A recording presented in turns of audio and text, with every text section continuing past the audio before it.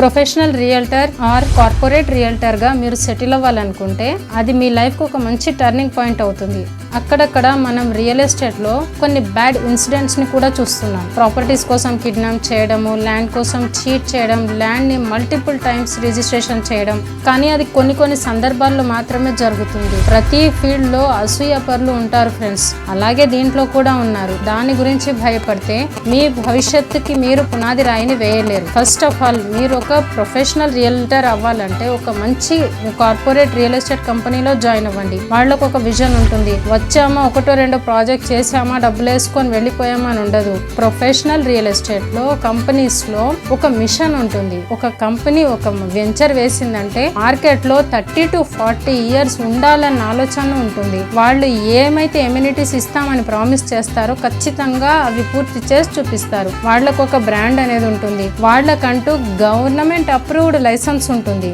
So client ని cheat చేసే chance చాలా తక్కువగా ఉంటుంది. కాబట్టి మీరు జాయిన్ అయ్యే ముందు ఒక professional real estate or corporate real estate ని సెలెక్ట్ చేసుకోండి. Hello realtors, this is Razia Begum, real estate coach. మీకు రియల్ ఎస్టేట్ రిలేటెడ్ ట్రైనింగ్స్ కానీ మెంటర్ సపోర్ట్ కానీ కావాలంటే number call. Okay. Point number 2, broker. ఒక సింగిల్ పర్సన్ ఇండివిజువల్ గా ప్రాపర్టీని సేల్ చేసే వ్యక్తినే బ్రోకర్ అంటారు. తను ఎక్కువగా లోకల్ ప్రాపర్టీస్ నే టార్గెట్ చేస్తాడు. ప్రాపర్టీ సేల్ చేస్తే డబ్బులు వస్తాయి. సో ప్రాపర్టీని సేల్ చేసి డబ్బులు తీసుకుందామా బయటపడ్డామా అన్న ఆలోచనలోనే చాలా మంది బ్రోకర్స్ ఉంటారు. అండ్ బ్రోకర్ కి ఒక బ్రాండ్ అనేది ఉండదు. అందుకే ఇప్పుడు అంటే ఈ ఆఫ్టర్ కోవిడ్ టైంలో రియల్ ఎస్టేట్ లోకి రావాలనుకునే వాళ్ళందరూ బ్రోకర్ గా కాక కార్పొరేట్ ఆర్ ప్రొఫెషనల్ అసోసియేట్స్ గా ఏజెంట్స్ గా ఉండాలనుకుంటున్నారు. లాంగ్ టర్మ్ గా నిలబడాలనుకునే అసోసియేట్స్ ప్రొఫెషనల్ గానే ఉండాలనుకుంటున్నారు. ఎందుకంటే క్లయింట్ కి దగ్గరగా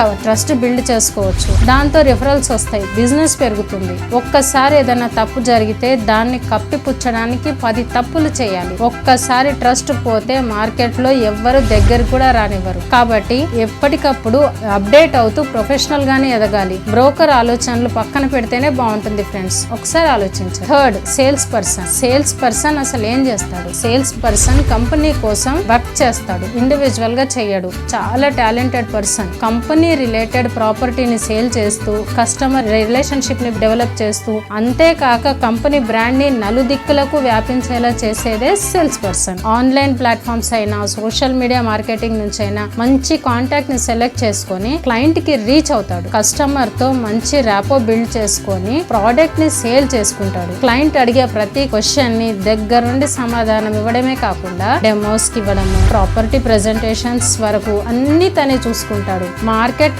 అప్డేట్స్ ఎప్పటికప్పుడు తెలుసుకుంటూ ఉంటాడు. టార్గెట్స్ ని పెట్టుకొని వర్క్ చేస్తూ ఉండడమే సేల్స్ పర్సన్. సో ఫ్రెండ్స్, అందరికి professional realtor, sales person, broker అంటే ఒక ఐడియా వచ్చింది కదా. సో ఒక మంచి ప్రొఫెషనల్ వేని చూస్ చేసుకొని సక్సెస్ అవ్వాలని ఆశిస్తున్నాను. Good luck friends. Thanks for watching my video. ఈ వీడియో కనుక మీకు నచ్చినట్లయితే please share, like and subscribe my channel. Thank you.